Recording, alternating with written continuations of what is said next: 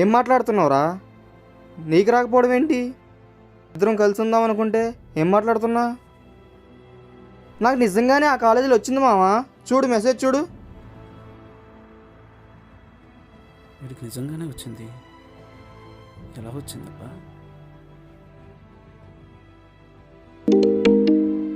ఏంటి? మావా చెప్పు మావా. హాయ్ మామ, కంగ్రాట్స్ రా, మొత్తానికి సీటు కొట్టేసావుగా కాలేజ్లో. థ్యాంక్ యూ మావా.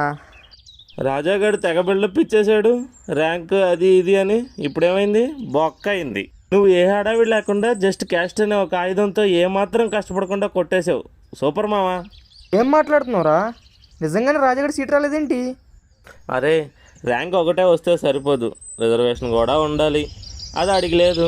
సర్లే, ఎంజాయ్ పండగ మామ. పార్టీ రెడీ చెయ్యి.